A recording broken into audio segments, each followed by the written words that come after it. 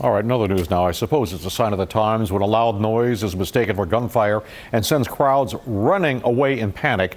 Today, one day after the sound of a motorcycle backfiring emptied Times Square, the NYPD stepped up security to try to calm fears. But is that the answer? Can anything really be done given the realities of international and homegrown terror? News 4's Mark Santia joins us from the Crossroads of the world with more on the scare and the aftermath. Mark?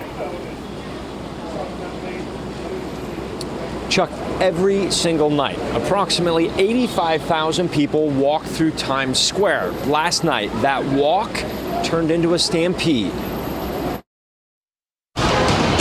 Those popping sounds sent people scrambling for cover. And everybody just started screaming and scattering, and that's when everybody started turning to run. Motorcycles backfiring, mistaken for gunshots, cleared out Times Square. The stampede, like people running over people, pushing them out the way. I was shaking the whole time. I was bawling my eyes out. Emma Heaton unexpectedly captured the moment, then took cover. I thought we were going to die, and I thought my family was going to die. NYPD officers saw the motorcycles and knew it was a backfire and not gunfire. They were able to quickly figure out this is not gunshots, this is not an active shooter, this is motorcycles. But thousands of people were already on the move out of Times Square, nerves rattled, especially on the heels of two mass shootings in El Paso and Dayton over the weekend. People are going to run, they're going to stampede, and they're going to look to get out of the area. It's terrible that we have to live like this now. Surveillance cameras capture the stampede racing into area stores and restaurants like the Glass House Tavern.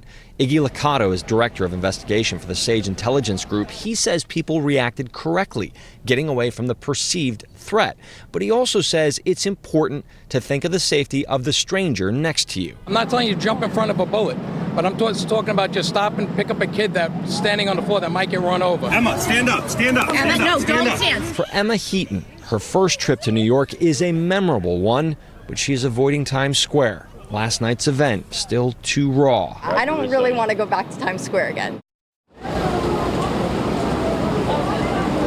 Some of the video you just saw was provided by EarthCam. Now, around 20 people were injured in the stampede. Police tell me they are still investigating. We're live in Times Square. I'm Mark Santia at News 4 New York. Thank you for watching this video from NBC 4 New York. You can subscribe by tapping the button below me, and on the left you can see our latest updates, investigations, and digital exclusives. We'll see you next time.